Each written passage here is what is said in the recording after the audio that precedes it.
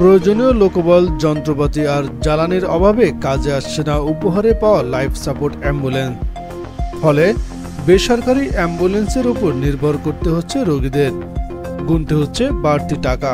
জটিল রোগে অসুস্থ হওয়ার পর হাসপাতালে আসার জন্য আধুনিক অ্যাম্বুলেন্স সংকটে মৃত্যুবরণ করছেন 70% রোগী, বলছেন চিকিৎসকরা।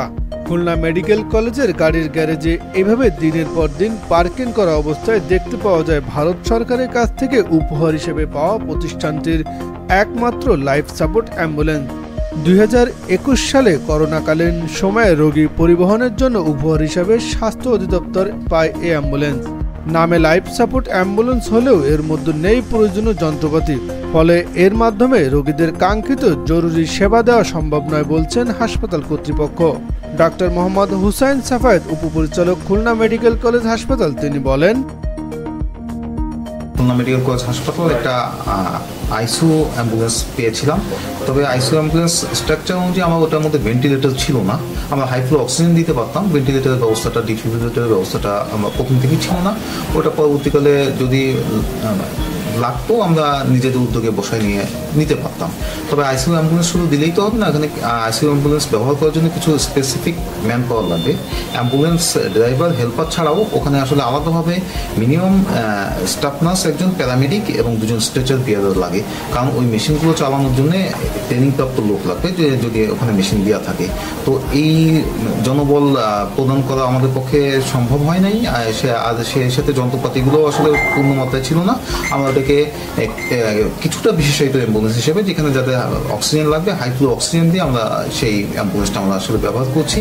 আর এই আইসিইউ অ্যাম্বুলেন্স আনা এবং মেনটেন করাটা আসলে বেশ ব্যয়বহুল এবং জনবল নির্ভর একটা কাজ। সেই ধরনের জনবল আমাদের এখানে, যেমন আমরা একজন ট্রেন্ড স্টাফ নার্স দিব, আমাদের যে একজন প্যারামেডিক থাকবে, যে ভেন্টিলেটর, ডিফিব্রিলেটর এবং সেই সাথে ইনটিউবেশন এক্সপার্ট থাকবে, সেরকম আসলে ম্যান পাওয়ার আমরা এখানে আমাদের নাই, আমরা ডেভেলপ করতে পারি নাই। আর যথেষ্ট পরিমাণ আমাদের ম্যান পাওয়ারও নাই। আপনারা জানলেন যে আমাদের হাসপাতাল নিয়ে আমাদের ব্যস্ত থাকতে 500 বেডের হাসপাতালে 1500 জন রোগী আসলে প্রায় সময় থাকে, তারপরে এখানে আমরা বেশি সময় ব্যস্ত হয়ে থাকি। সুতরাং এটা আসলে রোগী পরিবহনই ব্যবহৃত হচ্ছে অনেকটা সাধারণ অ্যাম্বুলেন্সের চেয়ে একটু উচ্চ মাত্রায়। আর খুলনা শহরে একটা আইসিইউ অ্যাম্বুলেন্স আছে, সেটা মেনটেন করা হচ্ছিল শহীদ শেখ আবু নাসের হাসপাতালে একটা অ্যাম্বুলেন্স, সেটা ওয়েল ইকুইপড আইসিইউ অ্যাম্বুলেন্স। এটা বিভিন্ন সময় বিভিন্ন ভিআইপি মুভমেন্টের সময় আমরা আইসিইউ অ্যাম্বুলেন্স হিসেবে ব্যবহার করে থাকি। ব্যক্তি পর্যায়ে এটা আসলে ফি প্রদান সাপেক্ষে মাঝে মাঝে ব্যবহৃত হয়ে থাকে বলে আমি জানতে পারি। উপহার হিসেবে পাওয়া অ্যাম্বুলেন্স ব্যবহার, রক্ষণাবেক্ষণ ও পরিচালনার জন্য নির্দিষ্ট নীতিমালা না থাকায় সিদ্ধান্ত নিতে বিড়ম্বনা সৃষ্টি হচ্ছে বলছে বিভাগীয় স্বাস্থ্য পরিচালক। অসুস্থ হওয়ার পর হাসপাতালে পৌঁছানোর আগেই পরিবহন সংকটে ও সঠিক পরিচর্যার অভাবে 70% রোগী মৃত্যুবরণ করে। তাই রোগীদের অ্যাম্বুলেন্স ও স্বাস্থ্যসেবা নিশ্চিতে স্বাস্থ্য নীতিমালা প্রণয়ন জরুরি বলছেন চিকিৎসকরা। ডাক্তার শেখ বাহারুল আলম, সভাপতি, বিএমএ, খুলনা মেডিকেল কলেজ হাসপাতাল, তিনি বলেন,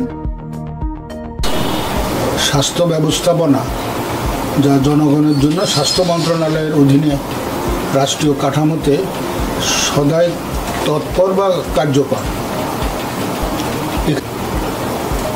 ভারত সরকার যে লাইফ অ্যাম্বুলেন্সটা দিয়েছে, সে তো তার অবস্থান থেকেই একটি অ্যাম্বুলেন্স দিয়েছে যেন বাংলাদেশের জনগণের শুভেচ্ছা স্মারক হিসাবে।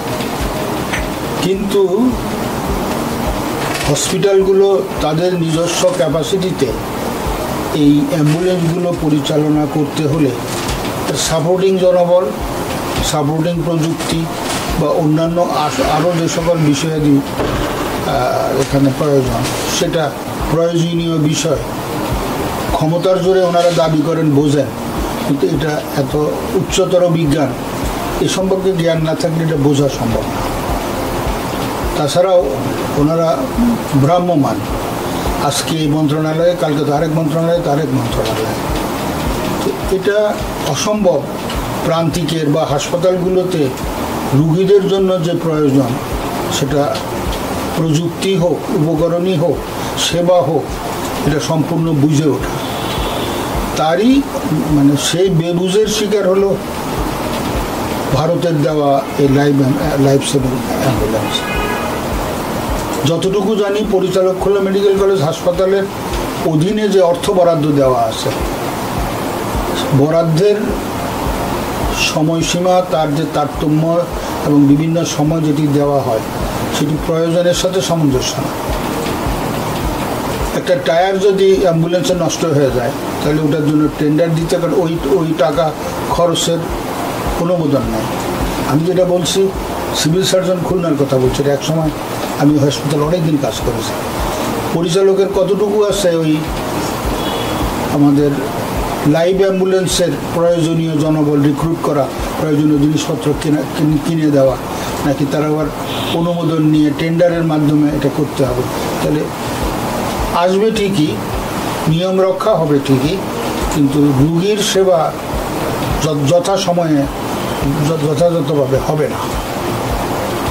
তো এরকম নানাবিধ সংকটে হেলথ সার্ভিস জর্জরিত। একদিনে এটি তৈরি হয়নি, দীর্ঘদিনে। আর এভাবে সার্ভিস না নিতে পারা, রিপেয়ার করতে না পারা,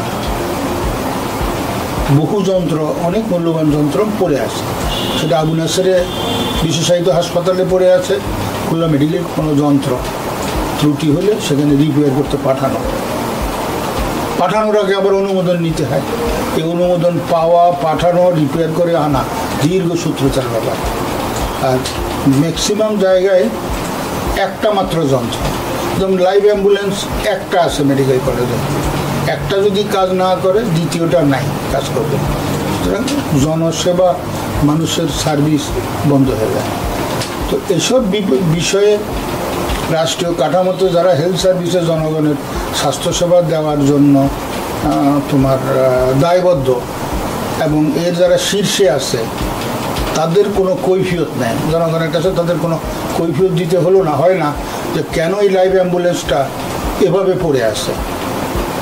তো আসলে এটা গণতান্ত্রিক রাষ্ট্রে মানুষের সেন্টিমেন্ট, মানুষের প্রয়োজন, মানুষের বিষয়গুলি, মানে মানুষ ঊর্ধ্বে না রাষ্ট্র ঊর্ধ্বে, মানুষ ঊর্ধ্বে না প্রশাসন ঊর্ধ্বে, এটি এখন ডিসাইড হয়নি। যদি মানুষ ছোট হয়ে যায়, রাষ্ট্রীয় কাঠামোর কর্তা ব্যক্তিরা অনেক বড় হয়ে যায়, তাহলে সেখানে সেবা চলে না। তো স্বাস্থ্য সার্ভিসের যিনি সচিব, তিনি এই বিষয়গুলি যেভাবে দেখেন, জনগণ সেভাবে পায়। এই লাইভ অ্যাম্বুলেন্সই ওই রকম একটা কর্তৃত্ববাদিতার, যখন ইচ্ছা কখনো মনে হইল তখন করবে। খুলনা বিভাগের 10 জেলার মধ্যে খুলনা, সাতক্ষীরা ও যশোরের বর্তমানে 6টি লাইফ সাপোর্ট অ্যাম্বুলেন্স রয়েছে, যা আধুনিকায়ন সময়ের দাবি বলছেন চিকিৎসকরা। ইকরামুল কবির, প্রহর টেলিভিশন।